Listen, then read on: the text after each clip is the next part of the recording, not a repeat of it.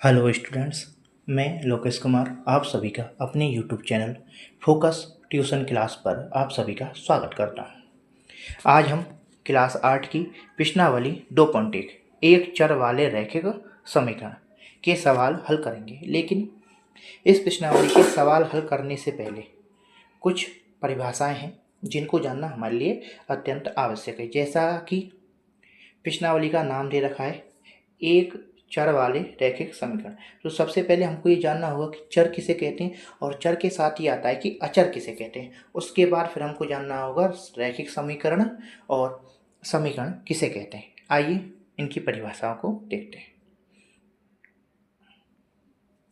सबसे पहले है चर, ऐसी राशियां जिनका मान निश्चित नहीं होता है, बदलता रहता है। समय समय पर उनका मान क्या होता है, बदलता रहता है। प्रश्न के अकॉर्डिंग कभी उनका मान कुछ और होता है और कभी कुछ और होता है। इनके एग्जाम्पल क्या होते हैं, X Y Z P Q R S T A B C, यह सभी कैसी हैं, हमारी चर राशियाँ। क्यों? क्योंकि इनका मान क्या है, निश्चित नहीं होता है। कभी x बराबर 2 भी आता है, कभी x बराबर 0 भी आता है, कभी x बराबर 1 आता है। तो चर राशियों का मान समय समय पर प्रश्न के अनुसार परिवर्तित होता रहता है। दूसरे नंबर पर हमारी परिभाषा आती है अचर, ऐसी राशियां जिनका मान क्या होता है, निश्चित होता है, फिक्स होता है। कुछ भी हो जाए उनका मान परिवर्तित नहीं होगा, कभी भी बदलता नहीं है। उन्हें क्या कहते हैं हम, अचर राशियां।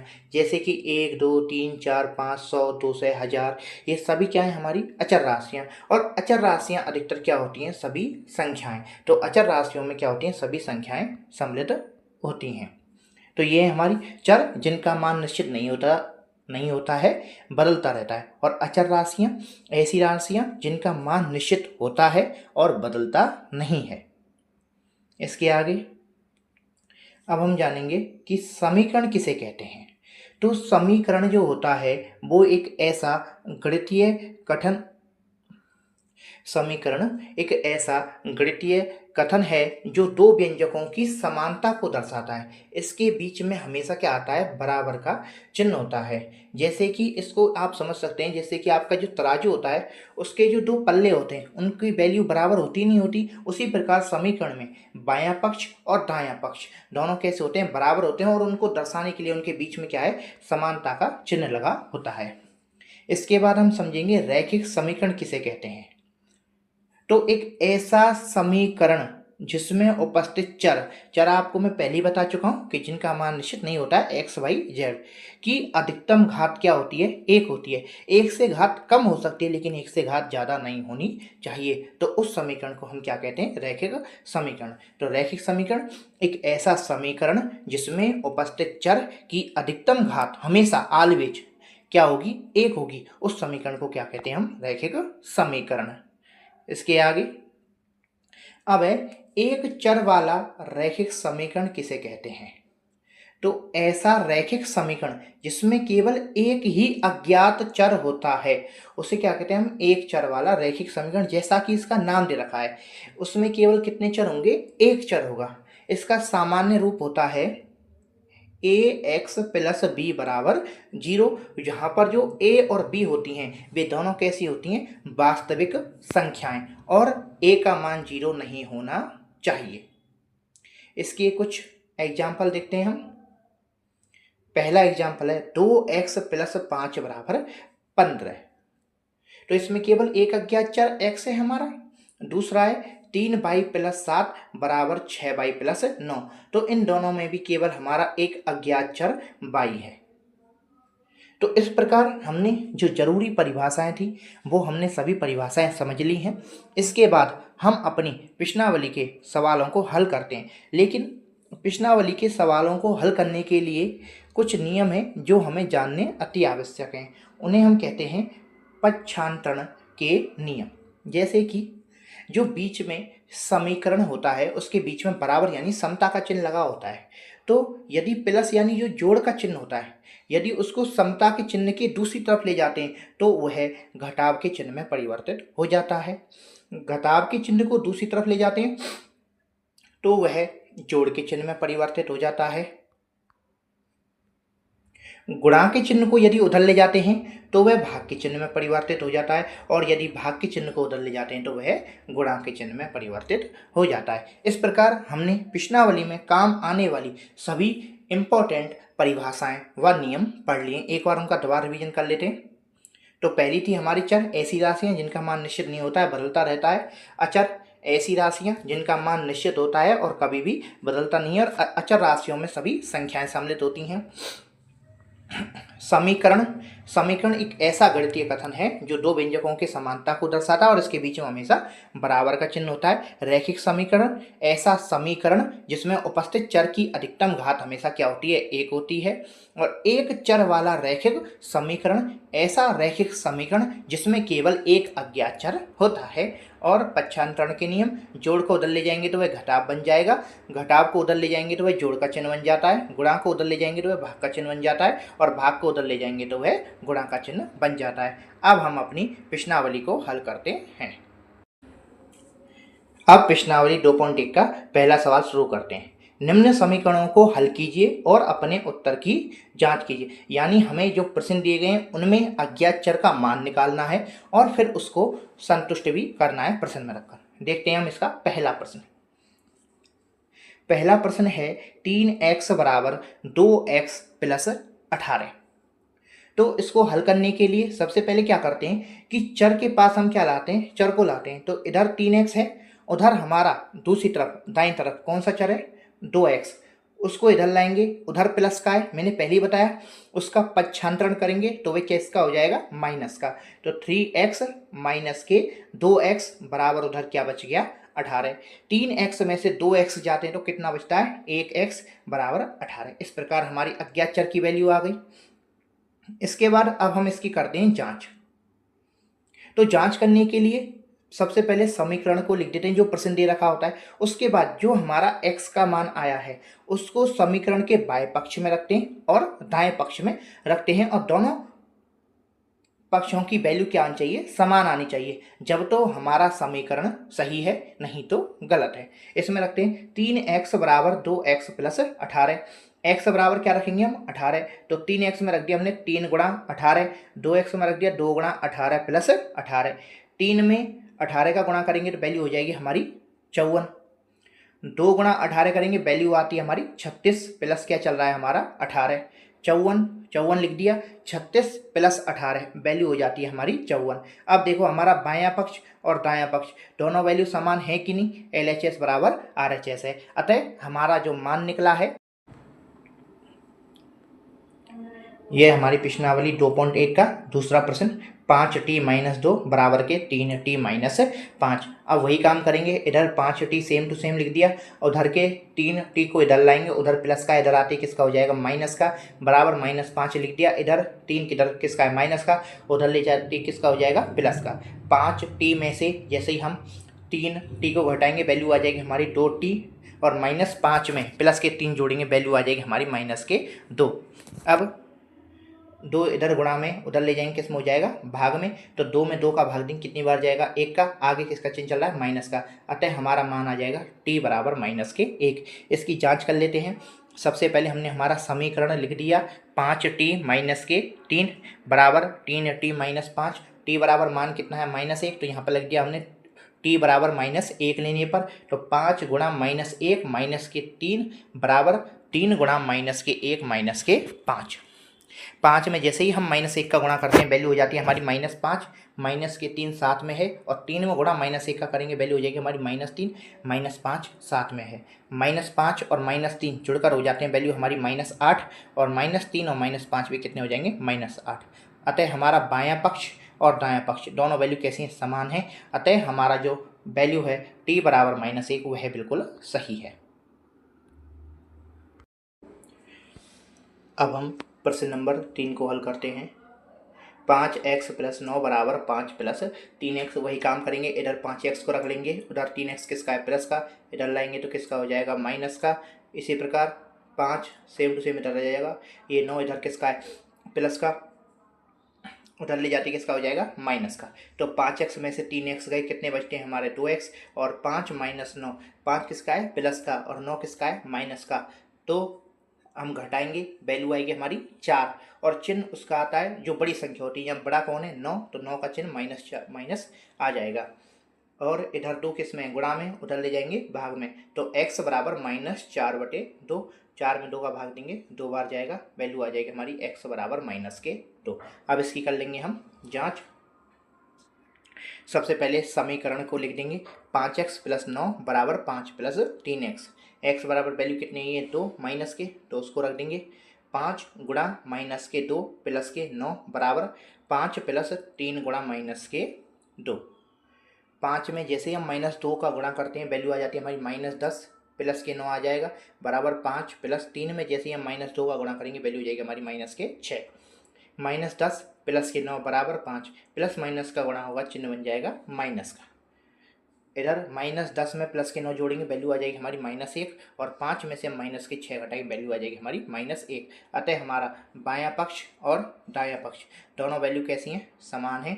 अतः हमारा जो मान था x बराबर -2 वो बिल्कुल सही है। अब हम देखेंगे इसके आगे प्रश्न नंबर 4। प्रश्न नंबर 4 है हमारा 4z + 3 बराबर 6 + 2z। तो 4z इधर ही रहेगा, 2z उधर किसका है प्लस का, इधर लाते किसका हो जाएगा माइनस का, बराबर 6 प्लस के 3 को उधर ले जाएंगे किसका हो जाएगा -3। 4z में से 2z जाएंगे, कितने बचेंगे 2z बराबर 6 में से 3 जाएंगे, वैल्यू आ जाएगी हमारी 3 और 2 इधर किस में गुणा में, उधर ले जाएंगे भाग में, तो वैल्यू आ जाएगी z बराबर 3/2। अब इसकी क्या कर लेंगे हम जांच। सबसे पहले वही समीकरण को लिख देंगे 4z + 3 बराबर 6 + 2z। वैल्यू कितनी है हमारी z बराबर 3/2, उसको रखेंगे तो 4 गुणा z की वैल्यू रख दी हमने 3/2 प्लस के 3 बराबर 6 + 2 गुणा z की वैल्यू रख दी हमने 3/2। 2 से 4 कट जाएगा 2 बार, तो फिर 2 का 3 में गुणा कर देंगे वैल्यू हो जाएगी 6 प्लस के 3 बराबर 6 + 2 से 2 कट जाएगा एक बार, 1 का गुणा 3 में करेंगे वैल्यू आ जाएगी 3। 6 में 3 को जोड़ेंगे 9 और 6 में 3 को जोड़ेंगे 9। अतः हमारा बायां पक्ष और दायां पक्ष आपस में बराबर है, LHS बराबर RHS। अतः हमें जो वैल्यू प्राप्त हुई थी z बराबर 3/2 वो हमारी बिल्कुल सही है। इसके आगे अब हम चलेंगे प्रश्न नंबर 5 पर। प्रश्न नंबर 5 है हमारा 2x - 1 बराबर 14 - x। तो 2x इधर रहेगा, माइनस का x इधर आएगा, किसका हो जाएगा प्लस का, बराबर 14 माइनस का 1 उधर जाएगा, हो जाएगा प्लस का। 2x और 1x जुड़कर हो जाएंगे 3x, 14 और 1 जोड़कर हो जाएंगे 15। 3 इधर गुणा में, उधर ले जाएंगे भाग में, तो x बराबर 15/3 और 15 में 3 का भाग देंगे 5 बार जाएगा। अतः हमारा वैल्यू आई x बराबर 5। अब हम इसकी कर लेंगे जांच। समीकरण लिख देंगे 2x - 1 बराबर 14 - x। x बराबर वैल्यू हमें कितनी प्राप्त हुई है 5 रखेंगे, तो 2x में 2 गुणा 5 माइनस का 1 बराबर 14 - 5। 2 में 5 का गुणा करेंगे वैल्यू हो जाएगी 10 माइनस 1 बराबर 14 में से 5 गए वैल्यू मिलती है 9। 10 में से 1 जाएंगे 9 और इधर भी कितना है 9। अतः हमारा बायां पक्ष और दायां पक्ष आपस में क्या है बिल्कुल समान, अतः LHS बराबर RHS। तो हमें जो वैल्यू प्राप्त हुई थी x बराबर 5 वह हमारी बिल्कुल सही है। अब हम प्रश्न नंबर 6 को सॉल्व करेंगे। 8x + 4 बराबर 3x - 1 + 7। तो सबसे पहले प्रश्न में जो कोष्टक दे रखा होता है उसको सॉल्व करते हैं। तो 8x + 4 सेम टू सेम, 3 का गुणा हम अंदर x - 1 दोनों में करेंगे, तो 3 का गुणा x में करा तो वैल्यू 3x और 3 का गुणा -1 में किया तो -3 प्लस के 7। 8x + 4 बराबर 3x सेम, -3 में प्लस के 7 जोड़ेंगे तो वैल्यू हमें प्राप्त होगी +4। अब चर को एक तरफ ले आएंगे तो 8x इधर ही रहेगा, 3x को इधर लाएंगे तो हो जाएगा माइनस का, तो वैल्यू आ जाएगी 8x - के 3x बराबर 4 इधर रहिए, इधर प्लस के 4 को उधर ले जाएंगे, किसका हो जाएगा -4। 8x में से 3x गए वैल्यू मिलती है 5x, 4 में से 4 गए वैल्यू मिलती है हमें 0। अब 5 इधर गुणा में उधर ले जाएंगे तो भाग में हो जाएगा, अतः हम लिखेंगे x बराबर 0/5। 0 में 5 का भाग देंगे तो हमें प्राप्त होगा 0, अतः x बराबर 0 हमें प्राप्त हुआ। अब हम इसकी जांच कर लेते हैं।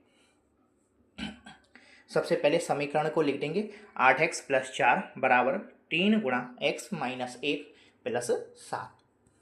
x बराबर वैल्यू हमें कितनी प्राप्त हुई है 0 लिख देंगे, तो 8x में 8 गुणा 0 प्लस 4 बराबर 3, कोष्टक में 0 माइनस 1 प्लस के 7। 8 का गुणा 0 में करेंगे तो 0 प्लस 4, 3 का गुणा 0 में करेंगे 0, 3 का गुणा माइनस 1 में करेंगे माइनस 3 प्लस के 7। 0 में 4 जोड़ेंगे 4, और 0 में माइनस 3 घटाएंगे तो माइनस के 3 प्लस के 7, 4 4 रहेगा, माइनस 3 में प्लस के 7 जोड़ेंगे, वैल्यू हमें प्राप्त होगी 4। अतः हमारा बायां पक्ष और दायां पक्ष बराबर है, LHS बराबर RHS। अतः हमें जो वैल्यू प्राप्त हुई थी x बराबर 0, वह बिल्कुल हमारी सही है। इसके बाद अब हम करेंगे प्रश्न नंबर 7। प्रश्न नंबर 7 है हमारा x बराबर 4/5 कोष्टक में x प्लस 10। मैंने पहले ही कहा था कि जो कोष्टक दे रखा होता है उसको पहले सॉल्व करते हैं। तो x बराबर 4/5 का गुणा x में किया तो 4x/5 प्लस 4/5 का गुणा फिर किस में करेंगे 10 में। x की वैल्यू को एक तरफ ले आएंगे तो x प्लस का इधर आएगा तो माइनस का हो जाएगा, माइनस 4x/5 बराबर 4 गुणा 10/5। 5 का गुणा x में कर देंगे 5x माइनस के 4x, अब पूरे के बटे में नीचे आ जाएगा 5 बराबर 4 का गुणा 10 में करेंगे 40/5। 5x में से 4x जाएंगे, वैल्यू बचेगी x बटे 5 बराबर 40/5। नीचे 5 से 5 कट जाएगा, अतः हमें x बराबर वैल्यू प्राप्त हो जाएगी 40। इसकी अब हम कर लेते हैं जांच।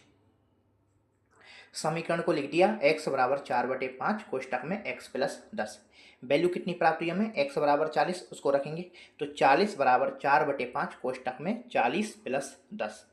40 इधर सेम रहेगा, उधर 4/5, 40 और 10 की जोड़ेंगे, वैल्यू हो जाएगी 50। 40 बराबर 5 का 50 में भाग देंगे तो 10 बार जाएगा, और 10 का गुणा 4 में करेंगे तो हमें वैल्यू कितनी प्राप्त हो जाएगी 40। अतः हमारा बायां पक्ष और दायां पक्ष कैसा है आपस में बराबर, LHS बराबर RHS। अतः हमें जो x की वैल्यू प्राप्त हुई थी x बराबर 40, वह हमारी बिल्कुल सही है। इसके बाद अब हम करेंगे प्रश्न नंबर 8।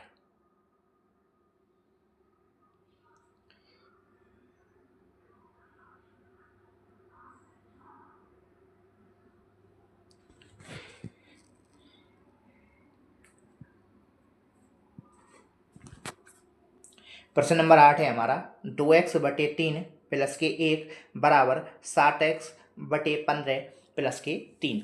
वही काम चर के पास, चर को ले आएंगे तो 2x/3 प्लस का 7x/15 इधर आएगा तो वो हो जाएगा माइनस का, तो माइनस के 7x/15 बराबर 3 प्लस का 1 उधर जाएगा, माइनस का 1 हो जाएगा। अब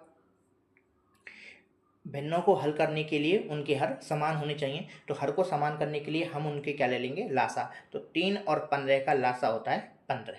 अब जो लासा प्राप्त हुआ है उसको ऊपर नीचे दोनों तरफ गुणा कर देंगे, तो 2x/3 गुणा 15/15 माइनस 7x/15 गुणा 15/15 बराबर 3 माइनस 1। 3 से 15 5 बार कट जाएगा, 15 से 15 1 बार कट जाएगा। 5 का गुणा 2x में करा तो 10x/15, 1 का गुणा 7x में किया तो माइनस के 7x/15 बराबर 3 माइनस 1। अब इनके हर कैसे समान, तो अब हम इसको लिख देंगे 10x माइनस 7x/15 बराबर 3 में से 1 जाएंगे, वैल्यू प्राप्त हो जाएगी हमें 2। 10x में से 7x जाएंगे, वैल्यू हमें कितनी प्राप्त होगी 3x/15 बराबर 2। इधर 15 किस में भाग में, उधर जाएगा तो गुणा में, तो 3x बराबर 2 गुणा 15। 3x बराबर 2 का गुणा 15 से करेंगे, वैल्यू हमें प्राप्त होगी 30। 3x बराबर 30, अब 3 इधर इसमें गुणा में, उधर भेजेंगे हो जाएगा भाग में, तो x बराबर 30/3। 30 में 3 का भाग देंगे 10 बार जाएगा, अतः हमें वैल्यू प्राप्त हो गई x बराबर 10। अब हम इसकी कर लेते हैं जांच। जांच करने के लिए सबसे पहले समीकरण को लिख दिया, 2x/3 प्लस 1 बराबर 7x/15 प्लस के 3। वैल्यू हमें x बराबर 10 को प्राप्त हुई है, उसको रख देंगे, तो 2 गुणा 10/3 प्लस के 1 बराबर 7 गुणा 10/15 प्लस के 3। 2 का गुणा 10 में किया, वैल्यू हमें प्राप्त होगी 20/3 प्लस 1 बराबर 7 का गुणा 10 में करेंगे 70/15 प्लस के 3। 3 का गुणा 1 में कर दिया तो 20 प्लस 3/3 बराबर 15 का गुणा अब इसमें कर देंगे 3 में, तो 70 प्लस 3 गुणा 15/15। इसके आगे 20 में 3 जोड़ेंगे 23/3, 70 3 में गुणा करेंगे 15 का 45/15, 23/3, 70 में 45 जोड़ेंगे 115/15। अब इन दोनों में ऊपर नीचे 5 का भाग देकर इसको कर देंगे सरल, तो 5 का भाग 115 में दिया 23 बार गया और 5 का भाग 15 में दिया 3 बार गया। 23/3 बराबर 23/3। अतः बायां भाग बराबर दायां भाग, LHS बराबर RHS। अतः हमें जो x बराबर 10 प्राप्त हुआ था वह हमारी वैल्यू बिल्कुल सही है। इसके बाद अब हम करेंगे प्रश्न नंबर 9।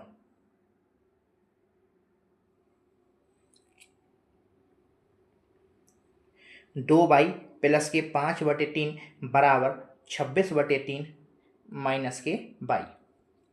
2 बाई माइनस के बाई को इधर लाएंगे, हो जाएगा प्लस का, बराबर 26/3 माइनस के 5/3।